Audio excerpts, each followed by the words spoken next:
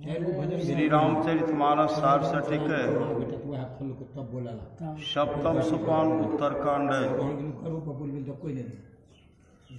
शिव अजय सुख सन कार्तिक नारद जे मुनि ब्रह्म विचार विशारद। शिव ब्रह्मा सुखदेव सनकादिक नारद और जो मुनि ब्रह्म विचार प्रवीण हैं,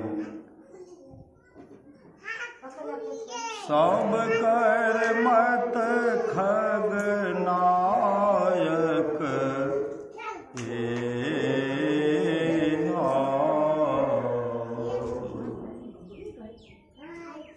करिए राम पद पंकज नेहा। हे पक्षीराज, सबका यही मत है कि राम के चरण कमलों में प्रेम करना चाहिए। श्रुति पुराण सब ग्रंथ कहाहि रघुपति भगति बिना सुख नाही। वेद पुराण और सब ग्रंथ सदग्रंथ कहते हैं कि राम की भक्ति के बिना सुख नहीं है। कमठ पीठ जामहि बरो बारा बंध्या सुत बरु कामहि मारा।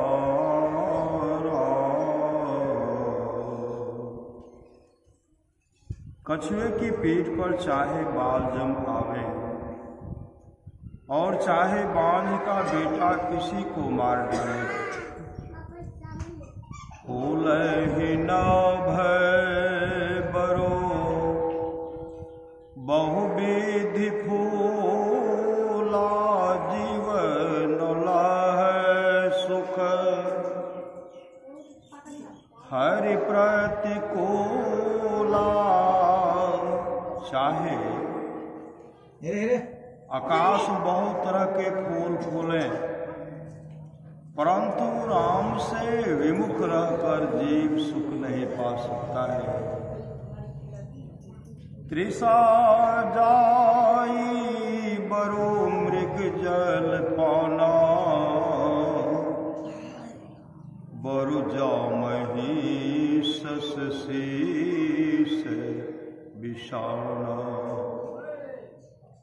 चाहे मृग तृष्णा का जल पीने से प्यास दूर हो जावे, चाहे खरहे के माथे पर सिंह जमावे। अंधकार बरो रवि नसावे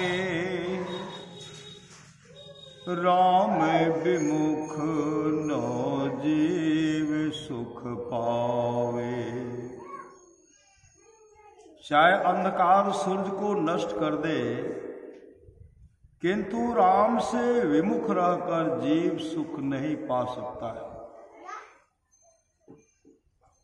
हिमते प्रगट अनल बरु होई विमुख राम सुख पावन कोई। चाहे पाले से अग्नि प्रकट हो आवे, परंतु राम से विमुख होकर कोई सुख नहीं पा सकता है। बारी मथे घृत होई बरो सिकताते बरूते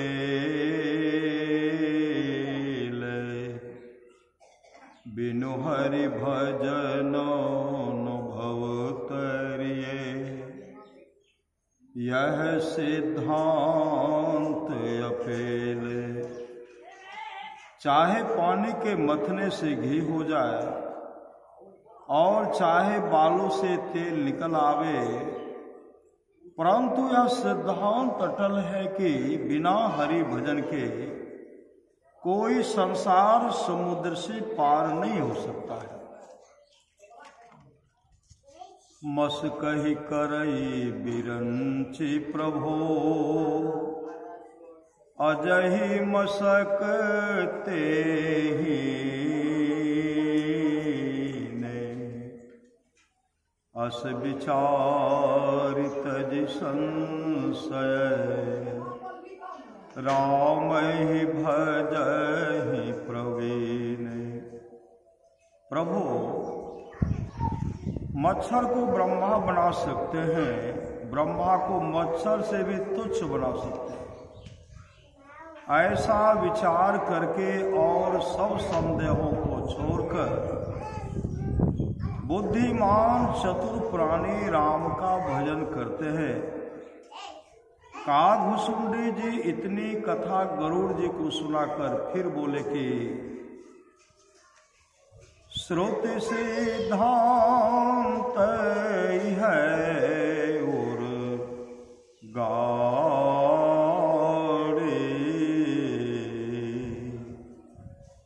राम भजिए सब काज विसारे।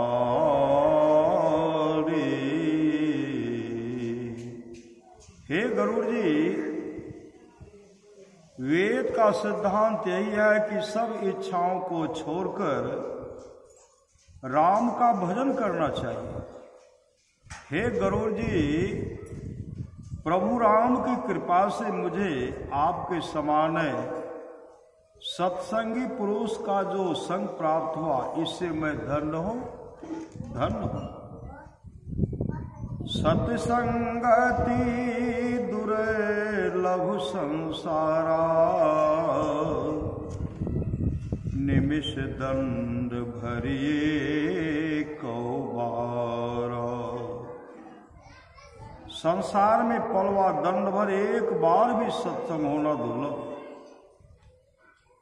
कागभुसुंडी जी राम के गुणों का स्मरण करके बारंबार आनंदित होने लगे। फिर उन्होंने बहुत कुछ राम गुण गाकर और गरुड़ जी से यह कहकर अपना वक्तव्य समाप्त किया कि राम जी आप पर और मुझ पर सदा प्रसन्न है। गरुड़ जी ने भी कागभुसुंडी जी को संत और परम भक्त का उनका बहुत गुणगान करके यह कहा कि संत बिटप सरिता गिरिधरनी, परहित हेतु सभन के करनी। संत वृक्ष नदी पहाड़ और धरती, इन सबों के कर्म दूसरों की भलाई के लिए होते हैं। संत हृदय नबे नित्य समाना, कहा कबिन पे कही न जाना। कवियों ने संतों का हृदय मक्खन के समान कहा तो है, पर कहने नहीं जाना, क्योंकि निज परिताप द्रवई न बनीता, पर दुख द्रवही संत सो पुनीता। मक्खन अपने दुख ताप से पिघलता है, परंतु अच्छे और पवित्र संत दूसरों के दुख से पिघलते हैं। अंत में गरुड़ जी कागभुसुंडी की विनती कर उन्हें प्रणाम करके बैकुंठ चले गए। गिरिजा संत समागमो समन लाभ कछुआने बिनु हरि कृपा न होय सो गावहि वेद पूरा। श्री शिव जी श्री पार्वती जी से कहते हैं कि हे गिरजा, संतों की संगति के समान दूसरा लाभ नहीं है।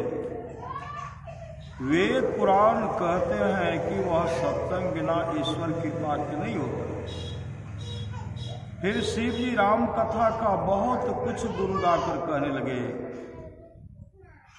सोई सर्वज्ञ गुणी सोई ज्ञाता सोई महिमंडित पंडित दाता। वही सर्वज्ञ है, वही गुणी, वही ज्ञानी, वही पृथ्वी को शोभित करने वाला, वही विद्वान और वही दाता है। धर्मे परायण सोई कुल त्राता राम चरण जाकर मन राता। वही धर्म में तत्पर है और वही कुल रक्षक है जिसका मन राम के चरणों में लगा हुआ है। नीति निपुण सोई परम शयाना श्रुति सिद्धांत नेक ते जाना। वही नीति में निपुण है, वही परम चतुर है और वेद का सिद्धांत वही अच्छी तरह जानता है। सो कवि को विदे सोरन धीरा जो छल छारी भजई रघुबीरा। वही कवि विद्वान और अंधीर है जो छल छोड़कर रघुवीर राम को भजते हैं। धन्य सो देश जहाँ सुर सरी धन्य नारी पतिव्रत अनुसरी। वह देश धन्य है जहाँ गंगा जी हैं और वह स्त्री धन्य है जो पाति व्रत धर्म के अनुसार चलती है। धन्य सुभोप नीति जो कराई धन्य सुद्विज निज धर्म नटारई। वह राजा धन्य है जो नीति से राज करता है और वह द्विज धन्य है जो अपने धर्म से नहीं टलता है। सो धन धन प्रथम गति जाकी धन पुण्यरत मति सोई पाती। वह धन धन्य है जिसकी प्रथम गति है अर्थात जो दान में लगता है और वह बुद्धि धन्य है जो पुण्य में लगकर पगी हुई होती है। धन की तीन गतियां हैं, पहला दान, दूसरा भोग और तीसरा नाश है। धन घरी सोई जब सत्संगा धन जन्म दुजय भगति अभंगा। वह घड़ी धन्य है जब सत्संग हो और वह जन्म धन्य है जिसमें द्विज क्यों पूर्ण होती है। सो कुल धन्य उमा सुनो जगत को जसु पुनीत श्री रघुवीर परायण जेहि नर उपजै विनीत। हे युवा सुनो, वह कुल धन्य संसार पूजी जाने योग्य और विशेष पवित्र है, जिसमें राम के नम्र भक्त पुरुष उत्पन्न होते हैं। इतना कह श्री शिव जी महाराज पार्वती जी से बोले कि यद्यपि मैंने प्रथम यह कथा तुमसे छिपा रखी थी, तथापि जब तुम्हारे हृदय में इसके लिए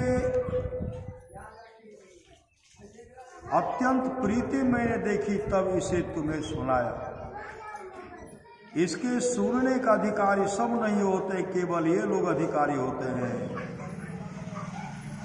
राम कथा के तेई अधिकारी,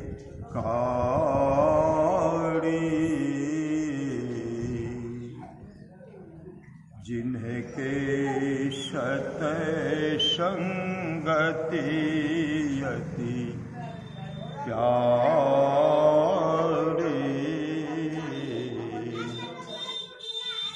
राम कथा सुनने के अधिकारी हैं जिनको सत्संगति अत्यंत प्यारी है। गुरुपद प्रीति नीति रति जे, द्विज सेवक अधिकारी थे। जो गुरु के चरणों में प्रीति रखते हैं, नीति लवलीन तत्पर रहते हैं और द्विज के सेवक हैं, वे ही राम कथा सुनने के अधिकारी हैं। एहि महारुचि रे शाप्त सुपाना, रघुपति भगति के पंथाना।